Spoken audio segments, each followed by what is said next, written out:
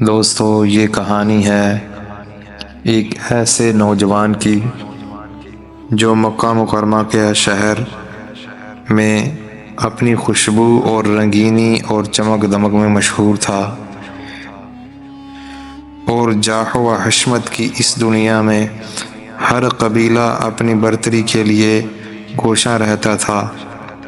قریب کے معزز خاندان میں پیدا ہونے والے مصعب بن عمیر رضی اللہ تعالی عنہ اپنی خوبصورتی، دولت اور اعلیٰ معیار زندگی کی وجہ سے ہر محفل کا مرکز تھے۔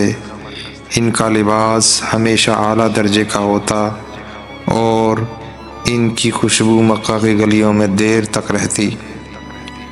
وہ نوجوانوں کے لیے ایک مثالی شخصیت تھے اور ہر شخص ان کی تعریف کیے بغیر نہ رہ سکتا تھا۔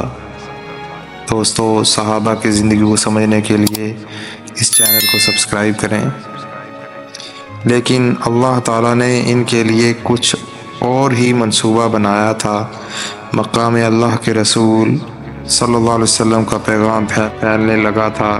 یہ پیغام توحید انسانیت اور اللہ کی بندگی کا تھا، لیکن یہ پیغام قریش کے سرداروں کو کھٹکتا تھا، کیونکہ یہ ان کے لیے جھوٹے خداؤں اور روایت کے خلاف تھا۔ دار ارقم، جو ایک چھوٹا سا گھر تھا، اسلام کی پہلی مجلس کا مرکز بن چکا تھا۔ یہی وہ جگہ تھی جہاں چند لوگ چھپ کر قرآن سنتے اور اسلام قبول کرتے تھے۔ حضرت مصعب بن عمیر رضی اللہ تعالیٰ عنہ کو جب ان خفیہ مجالس کا علم ہوا، ان کے دل میں جستجو پیدا ہوئی کہ یہ نیا پیغام کیا ہے۔ وہ ایک رات دائرہ ارقم پہنچے اور وہ لمحہ ان کی زندگی کا سب سے اہم موڑ ثابت ہوا۔ جیسے ہی قرآن کی آیات ان کے کانوں میں پڑیں، ان کا دل ان الفاظ کی حقیقت سے بھر گیا۔ یہ کوئی عام بات نہ تھی، یہ کلام اللہ کا تھا، اور اس کی تاثیر ایسی تھی کہ مصعب بن عمیر رضی اللہ تعالی عنہ فوراً ایمان لے آئے۔ اسلام قبول کرنا ان کے لیے آسان نہ تھا۔ وہ قریش کے ایک امیر خاندان سے تعلق رکھتے تھے اور ان کے والدہ، جو مکہ کی بااثر عورتوں میں شمار ہوتی تھیں، اپنے بیٹے سے بے پناہ محبت کرتی تھیں۔ لیکن جب انہیں معلوم ہوا کہ مصعب نے اسلام قبول کر لیا تو وہ ان پر بہت زیادہ غصہ ہوئیں۔ انہوں نے اپنے بیٹے کو گھر میں قید کر لیا اور ہر طرح کی سختی کی، لیکن مصعب کے دل میں ایمان کی روشنی اتنی مضبوط تھی کہ وہ ہر آزمائش کو خندہ پیشانی سے قبول کر رہے تھے۔ کئی مہینے گزر گئے اور آخر کار مصعب بن عمیر رضی اللہ تعالی عنہ نے مکہ چھوڑنے کا فیصلہ کیا اور وہ سب کچھ چھوڑ کر مدینہ ہجرت کر گئے، جہاں اللہ کے رسول نے انہیں اسلام کا پہلا سفیر مقرر کیا۔ وہ ذمہ داری کوئی عام ذمہ داری نہ تھی۔ مدینہ میں قبائل کے درمیان جھگڑے اور اختلافات عام تھے، لیکن مصعب کے اخلاق اور حکمت نے ان کے دل جیت لیے۔ انہوں نے قرآن کی تعلیمات کو اتنے خوبصورت انداز میں پیش کیا کہ مدینہ کے کئی اہم سرداروں نے اسلام قبول کر لیا، جن میں حضرت سعد بن معاذ رضی اللہ تعالیٰ عنہ بھی شامل تھے۔ حضرت مصعب بن عمیر کا مدینہ میں قیام اسلام کی تاریخ کا ایک اہم باب ہے۔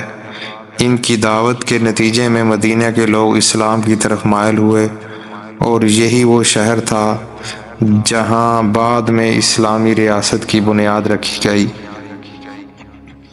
پھر وہ دن آیا جب جنگ احد کا میدان سجایا گیا۔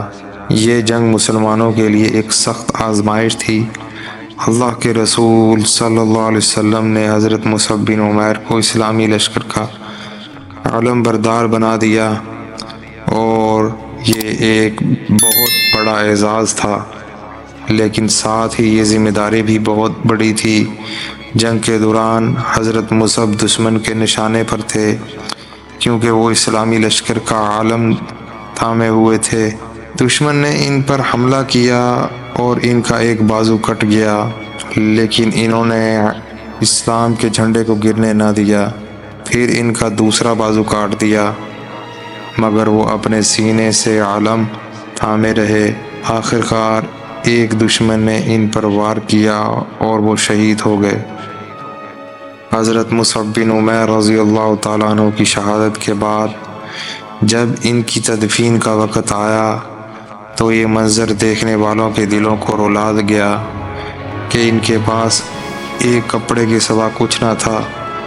اگر کپڑا ان کے سر کو ڈھانپتا تو پاؤں ننگے ہو جاتے، اور اگر پاؤں کو ڈھانپتا تو سر ننگا ہو جاتا۔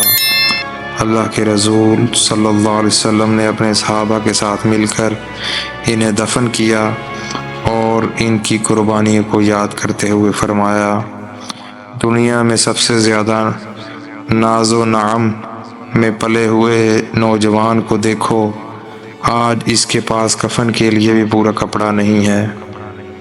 حضرت مصعب بن عمیر کی یہ داستان ہمیں یاد دلاتی ہے کہ دین کے لیے قربانی دینا کبھی آسان نہیں رہا۔ انہوں نے اپنی دولت، شہرت اور عیش و آرام کی زندگی کو اللہ کے راستے کے لیے قربان کر دیا۔ ان کی زندگی ہمیں سکھاتی ہے کہ اصل کامیابی دولت نہیں ہے بلکہ اللہ کی رضا ہے۔ یہ کہانی ہمیں نہ صرف ایمان کی مضبوطی کا سبق دیتی ہے بلکہ یہ بھی دکھاتی ہے کہ اگر نیت خالص ہو تو اللہ تعالیٰ انسان کو عظیم ذمہ داریوں کے قابل بنا دیتا ہے۔